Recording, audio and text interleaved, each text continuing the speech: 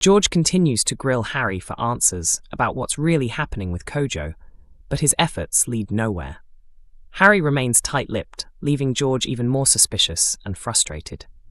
Gina and Anna, seeing how wound up he's become, gently urge him to back off and give Kojo some space. They remind him that constant pressure will only push his son further away, but George can't shake the feeling that something's seriously wrong. Meanwhile, Harry's own concerns begin to grow when he learns that Oki has booked Kojo for a car show outside Walford. On the surface, it seems like a positive step, a chance for Kojo to get back out there, but Harry soon senses that something doesn't add up.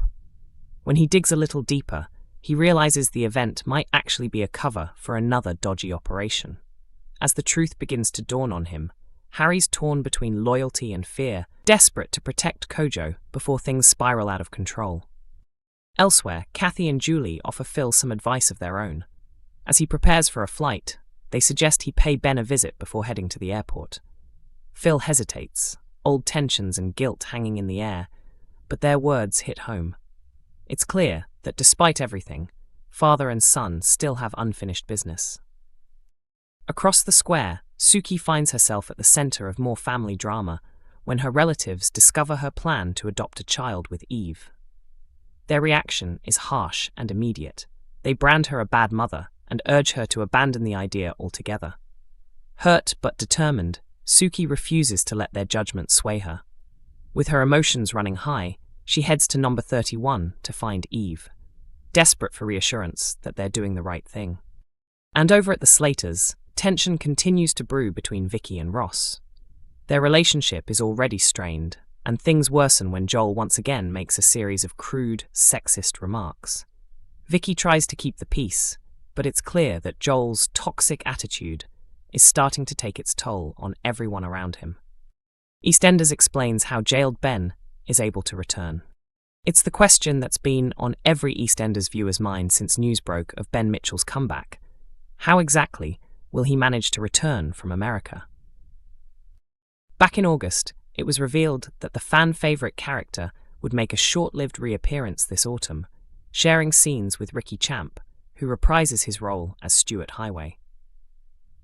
A teaser photo from the BBC soap showed Ben alongside Callum Highway and Johnny Carter, as the trio attend the funeral of Jono Highway, the family's late patriarch. As if saying goodbye to his estranged and homophobic father weren't enough, Callum also faces the nerve-wracking prospect of coming face-to-face with his husband Ben, the man he recently betrayed. Those emotional installments are almost here, with an explosive reunion between the couple set to play out next week. But the big question remains: how does Ben make his way back from the US, and what's kept him there all this time? The storyline initially left fans scratching their heads, as Ben's appearance at the funeral didn't quite add up, until now. Thankfully, EastEnders has finally filled in the blanks. Ben bowed out of Walford in 2024, after being arrested in America for fraud and sentenced to prison. His downfall came not long after the death of Lola Pierce, the mother of his daughter Lacey, when he was caught using a stolen credit card to pay for treatment options for Lola's brain tumor in the States. How does Ben Mitchell return to the UK? In upcoming scenes, Callum warns Johnny to stay away from the funeral, fearing it'll draw unwanted attention from the Mitchells and risk provoking another furious outburst from Phil. Despite the warning, the two share a secret kiss, but they're unaware that Kathy Beale witnesses the moment. Kathy wastes no time in gathering the Mitchell family to break the shocking news, leaving everyone seething over Callum's betrayal.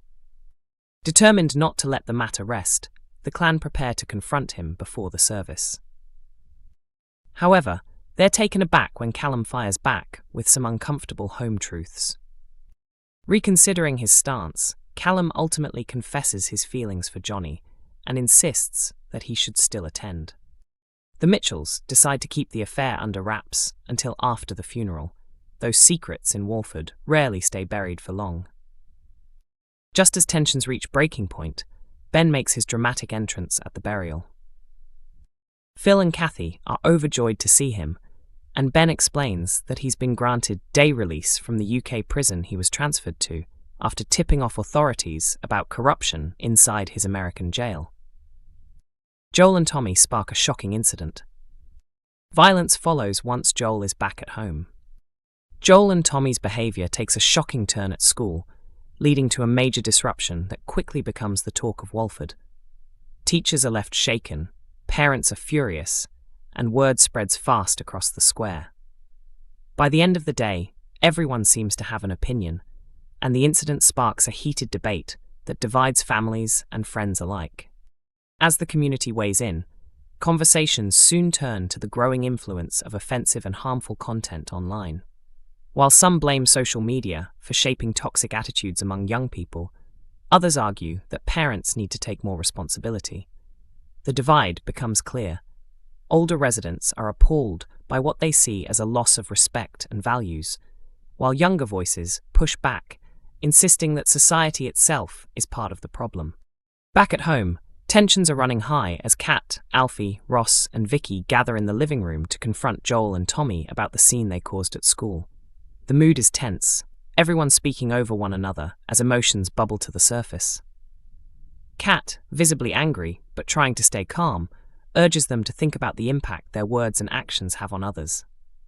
Alfie steps in, trying to mediate, but it's clear that both Joel and Tommy aren't taking the conversation seriously. Ross, clearly disappointed, reminds the boys that their behavior isn't just a bit of banter, it's part of a wider problem that's hurting people. Vicky, however, refuses to sugarcoat things. She looks Joel square in the eye and tells him that his sexist views aren't just offensive, they're dangerous.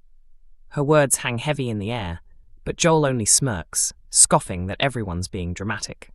His refusal to listen leaves the family exasperated. Alfie attempts to diffuse the situation with humor, but even he struggles to hide his frustration as the argument reaches boiling point. As the conversation falls apart, Joel storms out, slamming the door behind him, while Tommy retreats upstairs in silence. Kat shakes her head, muttering that the situation is getting out of control. Vicky, still fuming, tells Ross she's done trying to reason with Joel. His arrogance and temper have gone too far. Hours later, the atmosphere at number 43 is thick with tension. The earlier argument still lingers like smoke, unspoken but suffocating. Joel returns home late, still on edge, his mood dark and unpredictable.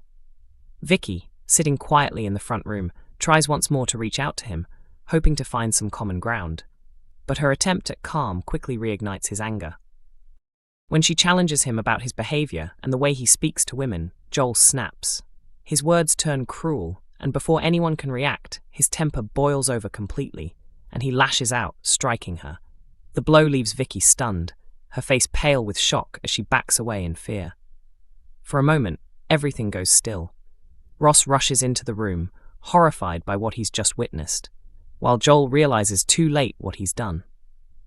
Vicky, shaken to her core, can barely speak as Alfie and Kat arrive at the doorway, drawn by the noise. The family is left reeling. The silence that follows is deafening. The weight of Joel's actions settles over the room, and it's painfully clear that nothing will ever be the same again for any of them.